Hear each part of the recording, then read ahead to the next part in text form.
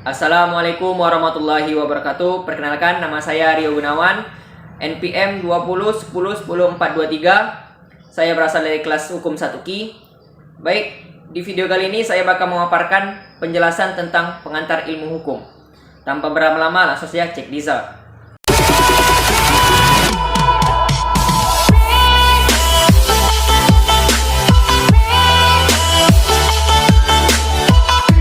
Nah, yang pertama, apa itu pengantar ilmu hukum? Pengantar ilmu hukum adalah mata pelajaran dasar dan wajib oleh mereka yang ingin mempelajari masalah dan cabang-cabang ilmu hukum. Mereka yang dimaksud adalah teman-teman yang masih semester 1 yang mengambil jurusan hukum sama seperti saya ini.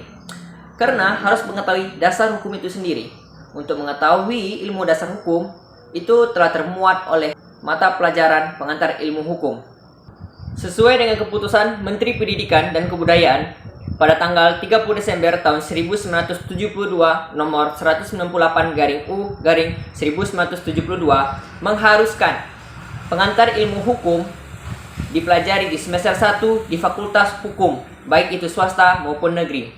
Nah, yang kedua adalah apa itu ilmu hukum? Saya mengambil pengertian ilmu hukum dari dua pakar hukum, yaitu Cross dan Curzon. Cross memberikan definisi bahwa ilmu hukum adalah segala pengetahuan hukum yang mempelajari hukum dalam segala bentuk dan manifestasinya. Maksud dari bentuk dan manifestasinya adalah mulai dari pengertian, fungsi-fungsi, bentuk-bentuk, macam-macam, dan golong-golongan hukum. Selanjutnya, Curzon berpendapat bahwa ilmu hukum adalah ilmu pengetahuan yang mencakup dan membicarakan segala hal yang berbau dengan hukum atau berhubungan dengan hukum. Masalahnya, untuk pengertian ilmu hukum itu sangat banyak sekali dan tidak ada batas-batasannya. Ilmu hukum tidak hanya membicarakan mengenai peraturan perundang-undangan saja, melainkan juga filsafatnya, perkembangannya dari masa lalu hingga masa sekarang, lalu fungsi-fungsi hukum. Jadi, ilmu hukum tidak hanya mempersoalkan suatu tatanan hukum tertentu yang berlaku di suatu negara. Dengan demikian, dapat dikatakan bahwa subjek dari ilmu hukum adalah hukum sebagai suatu fenomena dalam kehidupan manusia, di mana saja dan kapan saja. Dengan demikian pula, hukum itu dilihat sebagai fenomena universal dan bukan lokal ataupun regional. Nah, selanjutnya apa itu hukum? Pengertian hukum sangatlah banyak. Jadi, hukum bisa diartikan sebagai peraturan yang memaksa seseorang demi melindungi kepentingan-kepentingan masyarakat. Dan saya mengambil satu pengertian dari Profesor Dr. Pebrox. Ia merupakan pakar hukum. Ia membagi 3, yaitu hukum. Hukum ialah merupakan peraturan atau norma, yaitu petunjuk ataupun pedoman hidup yang wajib ditaati oleh manusia. Dengan demikian, hukum bukanlah kebiasaan. Kedua, bagian dari Profesor Dr. Pebrox mengatakan yaitu norma hukum. Diadakan guna ditunjukkan pada kelakuan atau perbuatan manusia dalam masyarakat. Dengan demikian, pengertian hukum adalah pengertian sosial. Maksudnya yaitu di mana ada manusia atau masyarakat, di situ ada hukum. Begitu juga sebaliknya, di mana tidak adanya kehidupan atau manusia atau penduduk, maka tidak ada pula hukum. Yang ketiga, bagian menurut Profesor Dr. Pebrox yaitu peraturan hukum.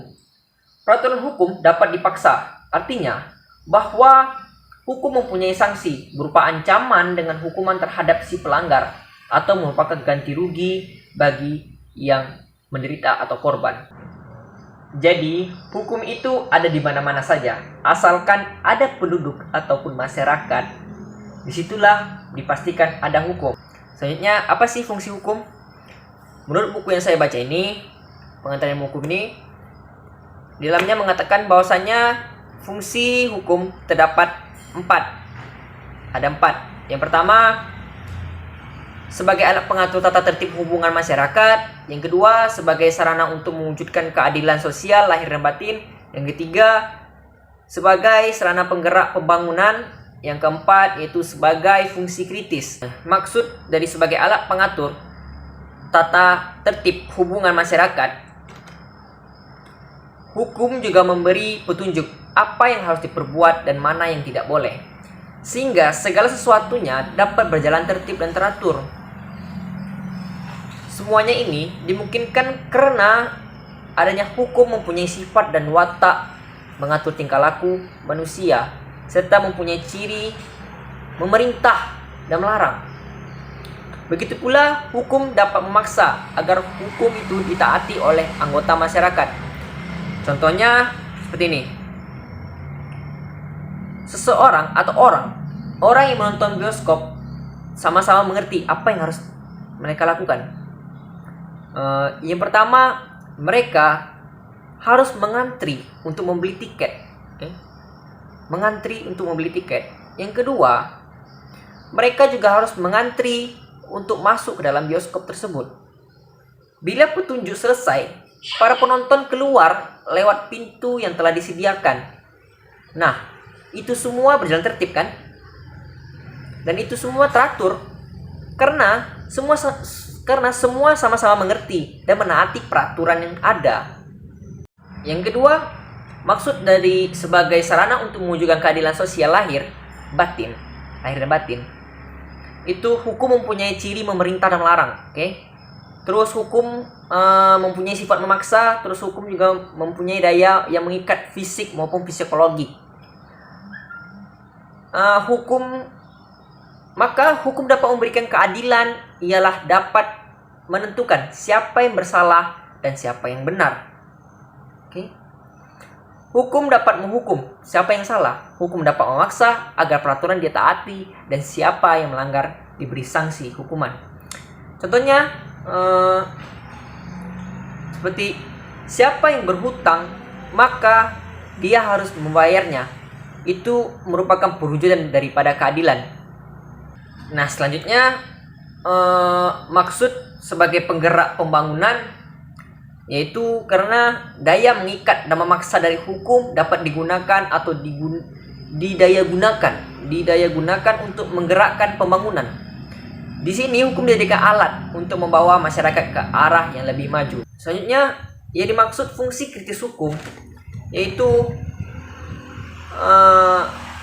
hukum mempunyai fungsi kritis karena daya kerja hukum tidak semata-mata melakukan pengawasan pada aparatur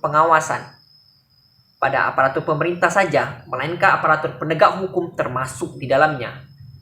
Nah, sebagian besar hukum dari Indonesia ini terbuat atau dibuat oleh Belanda. Sesuai dengan historisnya, Belanda telah membuat hukum yang berada di Indonesia ini sejak mereka menjajah. Dan peninggalan dari Belanda tersebut masih dipakai sampai saat ini, meskipun mengalami perubahan-perubahan untuk menyesuaikan kondisi saat ini. Dan juga Indonesia bahkan mengupayakan membuat hukum yang sesuai dengan Indonesia dan lebih baik daripada hukum Belanda. Baik, sampai di sini saja video kali ini. Saya mengucapkan banyak-banyak mohon maaf dan berterima kasih. Karena di sini saya masih belajar, dan maaf apabila saya ada salah-salah kata, salah-salah dalam penyebutan dan sebagainya. Saya mohon maaf karena di sini saya masih proses pembelajaran. Jadi sekian dari video kali ini. Assalamualaikum warahmatullahi wabarakatuh.